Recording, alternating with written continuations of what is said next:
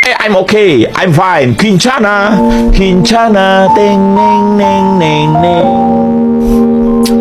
Ku menahan rasa sakit, rasa sakit. Few moments later. Bang, udah bang.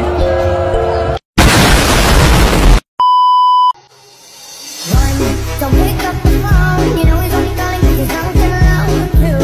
Don't let him in, you have to kick him out again free. Don't be a friend, you know you're gonna wake up in his bed in the morning.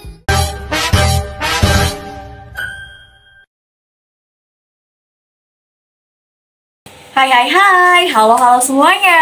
Waduh, kelihatannya dari wajah kalian sudah berseri-seri dan sangat ganteng dan cantik ya buat adik-adik melihat di sini. Gak usah ditanya lagi deh kabarnya. Kelihatan banget dari wajah kalian tuh bahagia, sehat, bahkan dan bugar sekali. Oke adik-adik, ya mungkin gak tahu ya.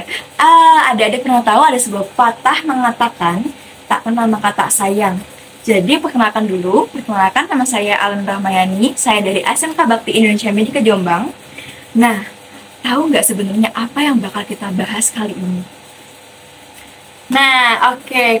Mungkin terlebih dahulu lebih baiknya saya jelaskan, yaitu di sini saya akan memberitahu atau mengedukasikan mengenai penyakit yang sedang marak. Waduh, apa tuh? Mungkin orang tua yang sedang mendampingi adik-adiknya di sini tidak familiar lagi dengan namanya poliomyelitis atau penyakit polio. Kalau belum familiar mungkin bisa lebih mengingat vaksin ketika adik-adik ini masih bayi, mungkin vaksin polio. Nah, ingat kan vaksin polio yang dilakukan dari usia 0 bulan atau bisa dibilang bayi newborn sampai bahkan usia 18 bulan dilakukan vaksin itu. Udah jelas orang tuanya tahu ya penyakit poliomyelitis. Nah, maka dari situ di sini saya ingin lebih memperjelas dan memperinci mengenai masalah penyakit ini agar lebih mencegah dan menghindari dari penyakit poliomyelitis ini tersebut.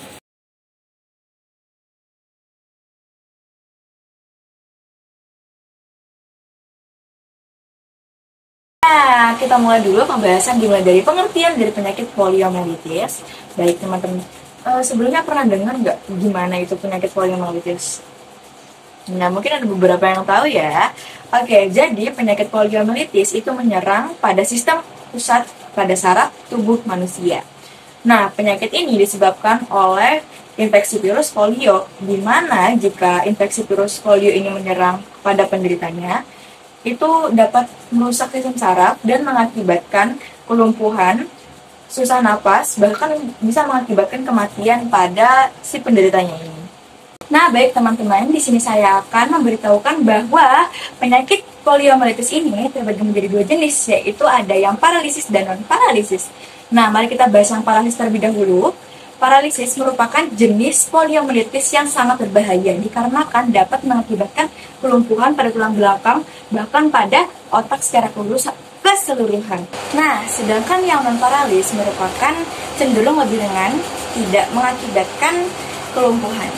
Nah, teman-teman, kita akan beralih pada pembahasan yaitu penyebab dari penyakit poliomyelitis ini. Harap kita disimak dengan baik-baik ya. Nah, oke.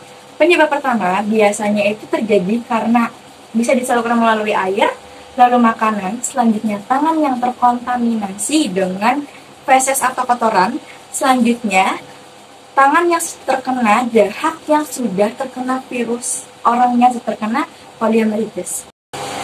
Nah, tidak hanya tadi saja, ada beberapa lagi penyebab dari penyakit poliomyelitis. Yang pertama, tidak terpenuhinya vaksinasi polio. Lalu yang kedua, terpapar lingkungan yang tidak sehat atau pola hidup yang tidak sehat. Selanjutnya ketiga, yaitu memiliki riwayat penyakit autoimun, HIV, bahkan AIDS. Oke teman-teman, sekarang kita memasuki pembahasan mengenai gejala dari poliomyelitis ini. Nah, sadar nggak sih bahwa jika kebanyakan dari kasus poliomyelitis yang ada di Indonesia itu disebabkan oleh ketidaksadaran dari masyarakat akan penyakit ini. Nah, maka dari itu di sini saya akan memberitahu beberapa gejala mengenai penyakit ini. Nah, baik gejala ini akan kita terbagi menjadi dua, dari gejala poliomyelitis yang paralisis dan non-paralisis. Nah, sebaiknya kita bahas dulu yang non-paralisis, di mana ini cenderung lebih ringan dan tidak menyebabkan kelumpuhan. Yang pertama ada radang tenggorokan, lalu yang kedua ada mual dan muntah, ketiga ada kepala rasa pusing atau nyeri pada kepala, selanjutnya lemas bahkan tubuh terasa kaku. Nah, sekarang kita beralih pada gejala paralisis, gejala yang bisa mengakibatkan kelumpuhan pada penderitanya. Nah, teman-teman, di gejala paralisis ini dalam 1 minggu awalnya akan mengalami gejala non-paralisis terlebih dahulu. Namun, di minggu kedua akan ada tambahan gejala-gejala seperti otot nyeri, otot menegang, lengan dan tungkai itu melemas, lalu bahkan sampai membuat refleks tubuh itu menghilang. Nah, selanjutnya kita akan membahas mengenai pengobatan, apakah penyakit ini bisa disembuhkan atau tidak. Jawabannya belum ada satupun obat yang bisa menyembuhkan, namun bisa diredakan menggunakan antibiotik dari dokter, obat pereda nyeri, bahkan fisioterapi dari dokter. Nah, selanjutnya kita memasuki pembahasan terakhir, yaitu cara pencegahan dari penyakit ini. Yaitu, tadi kan udah berapa kali kan disinggung mengenai vaksin polio. Nah, itu tadi merupakan salah satu cara pencegahan dari penyakit ini, dimana dengan cara kita melakukan vaksin polio, tubuh kita akan lebih mengenal tentang penyakit polio itu dan membuat sistem kekebalan tubuh agar terhindari dari penyakit polio tersebut. Nah, vaksin polio ini bisa dilakukan dengan cara, yaitu pertama ada injeksi atau dari suntikan, lalu kedua dari oral atau dari mulut. Nah, di sini ada sebuah tabel menunjukkan dari umur sekian sampai sekian melakukan vaksinasi polio. Oke, yang pertama ada di umur 0 sampai 1 bulan bayi. Di sini tertulis jika melakukan vaksinasi yang ke-0.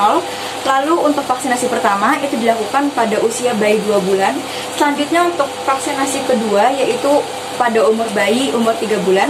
Selanjutnya vaksinasi ketiga pada umur bayi 4-6 bulan. Lalu terakhir vaksin keempat atau booster umur bayi 18 bulan.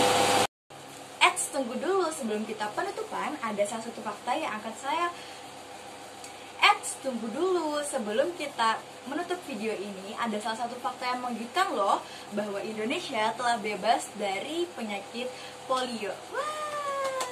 Bahkan WHO sendiri telah menyatakan bahwa Indonesia bebas dari penyakit WHO dari tahun 2014. Bahkan sebelumnya dari tahun 1995, 1996, bahkan 1907 telah menyatakan jika Indonesia telah bebas dari penyakit polio. Namun pada tahun 2005 terjadi lagi maraknya penyakit polio. Nah, tapi saat sekarang alhamdulillahnya penyakit polio sudah tidak ada lagi. Namun tetap saja kita harus melakukan vaksinasi terhadap poliomyelitis agar tidak ada lagi penyakit poliomyelitis yang ada di Indonesia. Nah, waktunya kita telah selesai ya teman-teman. Gimana tadi penjelasannya, asik banget gak edukasinya? Kalian kan udah tahu, bahkan fakta mengejutkannya sekalipun, menggemparkan sekali kan, bahwa Indonesia tidak ada lagi kasus tentang penyakit poliomyelitis. Nah, oke, kan setiap ada yang bilang people come and go, ya seperti inilah, ada pertemuan, ada perpisahan. Nah, baik, saya Alan Rahmayani, terima kasih atas perhatiannya. Mohon maaf jika ada salah kata dan perbuatan. Saya akhiri, wassalamualaikum warahmatullahi wabarakatuh.